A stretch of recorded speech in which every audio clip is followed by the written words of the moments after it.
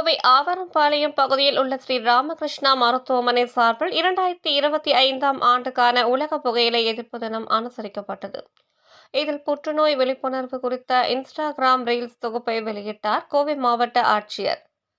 கோவை ஆவரம்பாளையம் பகுதியில் உள்ள ஸ்ரீ ராமகிருஷ்ணா மருத்துவமனையின் கீழ் இயங்கும் ஸ்ரீ ராமகிருஷ்ணா புற்றுநோய் சிகிச்சை மற்றும் ஆராய்ச்சி மையம் சார்பில் உலக புகையிலை எதிர்ப்பு தினம் இன்று அனுசரிக்கப்பட்டது. இதில் சிறப்பு விருந்தினராக கோவை மாவட்ட ஆட்சியர் பவன்குமார் ஜி கிரியப்பன் அவர் கலந்து கொண்டு இதனை வெளியிட்டார். இந்த நிகழ்ச்சியில் எஸ்என்ஆர் அறக்கட்டளையின் நிர்வாக அறங்காவலர் ஆர் சுந்தர் தலைமை தாங்கினார். ஸ்ரீ ராமகிருஷ்ணா புற்றுநோய் சிகிச்சை மற்றும் ஆராய்ச்சி மையத்தின் இயக்குநர் டாக்டர் குகன் வரவேற்புரை வழங்கினார்.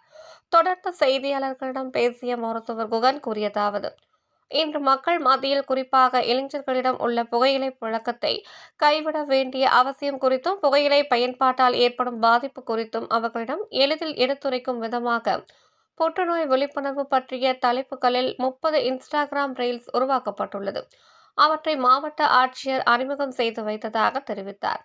முன்னதாக கோவை மாவட்ட ஆட்சியர் பவன்குமார் கூறியதாவது: இன்று சமுதாயத்தில் புகையிலை பயன்பாட்டால் ஏற்படும் பக்க விளைவுகள் மற்றும் பிற்காலத்தில் ஏற்படக்கூடிய நெடுங்கால பாதிப்புகள் பற்றி எடுத்துரைக்க வேண்டியது அவசியமாக உள்ளது.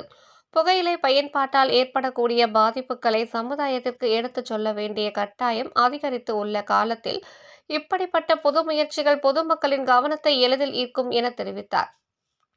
இந்த முயற்சியை எடுத்த ஸ்ரீ ராமகிருஷ்ணா மருத்துவமனைக்கு எனது வாழ்த்துக்கள் என தெரிவித்தார் என்பது குறிப்பிடத்தக்கது. இன்று உலக புகையிலை எதிர்ப்பு தினம். இந்த தினத்தில் புகையிலைக்கு எதிராக புகையிலை பற்றிய தீமைகளை மக்கள்கிட்ட விழிப்புணர்வு ஏற்படுத்துகிறோம். இந்த விழிப்புணர்வு ஏன் அப்படின்னா, இன்றைக்கி இந்தியா முழுவதும் 25 கோடியிலேருந்து 30 கோடி மக்கள் புகையிலைக்கு அடிமையாக இருக்காங்க. அதில் 30% அட்லீஸ்ட் 1/4 ஆஃப் தி பாப்புலேஷன் இளைஞர்களாகவும் யங்ஸ்டர்ஸாகவும் இருக்காங்க. இவங்க வெறும் எதிர்காலத்தில் புகையிலையினால் வரக்கூடிய புற்றுநோய் மட்டுமல்ல, மற்ற பக்கவாதம், மாரடைப்பு, சிஓபிடி இப்படி பல நோய்களுக்கு இவங்க ஆளாகக்கூடிய வாய்ப்பு இருக்குது.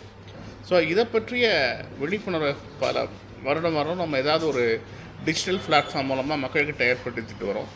இந்த வருடம் ஒரு நாவலாக நாங்கள் என்ன பண்ணியிருக்கோம் அப்படின்னா, இன்ஸ்டாகிராம் வீடியோஸ் அப்படின்னு சொல்லிட்டு விழிப்புணர்வு வீடியோக்கள், அதாவது ஒரு 25 இன்ட்ரெஸ்டிங் டாப்பிக்கில் புகையிலையில் என்னென்ன நச்சுப் பொருட்கள் இருக்குது, என்னென்ன கெமிக்கல்ஸ் இருக்குது, என்னென்ன தீமைகளை ஏற்படுத்தும், இதனால் வரக்கூடிய ஏர்லி சேஞ்சஸ் என்ன, அந்த ஏர்லி சேஞ்சஸ் பண்ணுறப்போ அவங்க விழிப்புணர்வோடு இருந்து எப்படி அவங்கள தங்களை பாதுகாத்து கொள்ளணும், அடிக்ஷன்னா என்ன, இந்த புகையிலை பழக்கத்துலேருந்து வெளியில் வர்றதுக்கு அவங்க என்ன பழக்க வழக்கங்களை அவங்க கையாளணும், இப்படி எல்லாத்தையும் ரொம்ப தெளிவாக எடுத்து உரைச்சி ஒரு சின்ன ஷூட் பண்ணி ஒரு ஆக்டர்ஸ் வச்சு ஷூட் பண்ணி ப்ரொஃபஷ்னலாக பண்ணியிருக்கோம் இந்த வீடியோஸ். இதோட மெயின் ஐடியா என்ன அப்படின்னு சொன்னால், இன்றைக்கி இந்தியாவில் பார்த்திங்கன்னா ஆண்களுக்கு வரக்கூடிய புற்றுநோயில் கழுத்து பகுதியில் வரக்கூடிய புற்றுநோய், அதற்கடுத்ததாக இது நுரையீரலில் வரக்கூடிய புற்றுநோய், இந்த மூன்றாவதாக உணவு குழாய் புற்றுநோய்.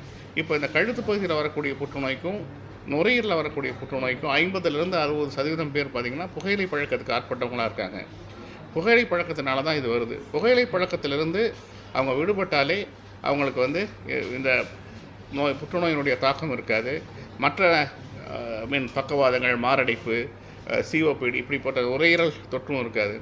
ஸோ இதை பற்றிய விழிப்புணர்வை மக்கள்கிட்ட கொண்டு போய் சேர்க்கணும். பெரும்பாலும் இளைஞர்கள்கிட்ட கொண்டு போய் சேர்க்கணும்.